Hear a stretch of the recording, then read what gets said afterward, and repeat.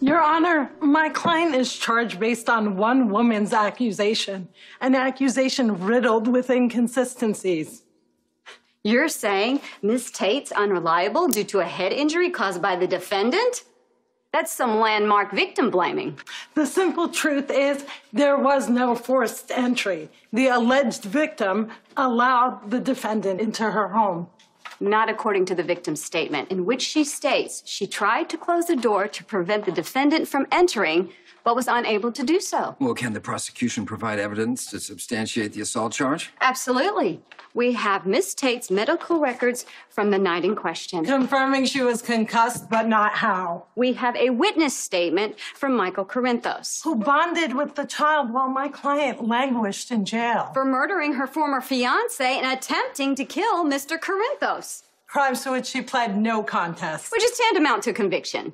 And for crimes which she took responsibility for during her first parole hearing. What else you got?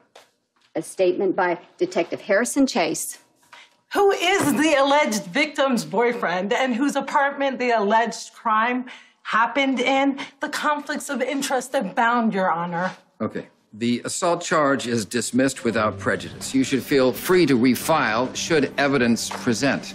Speaking of presenting, the prosecution has failed to hand over the so-called forged travel documents for the defense's examination. And why is that? There's been a mix-up, Your Honor. The PCPD evidence room seems to have misplaced said documents.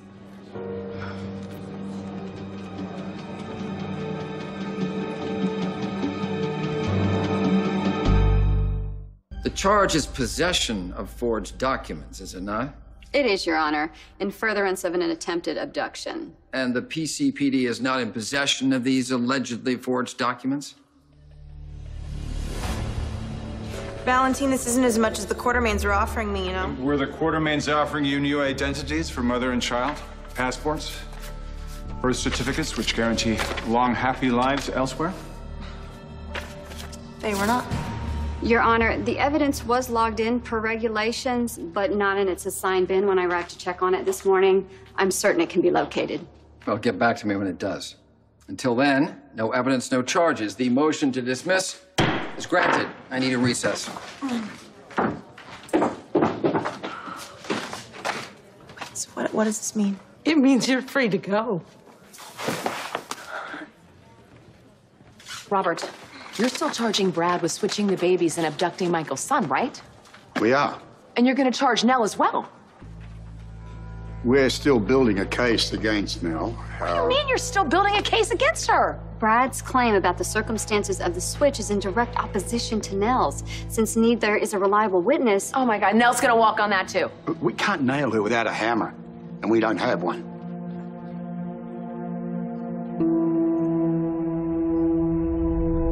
Did that really just happen? I mean, that woman knocked me unconscious. She gave me a concussion, and she just gets away with it? The charges were dropped without prejudice. Okay, that means that they could recharge Nelle once the police locate the evidence.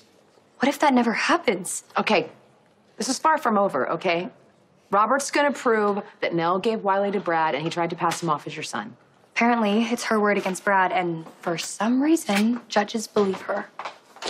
Oh, I'm so glad you're still here. Saves me a trip. Enjoy. Let me guess. It's my notice of intent to sue. I want Carly to hear this as well. I have been unjustly kept from my child long enough, and I am filing for full sole custody.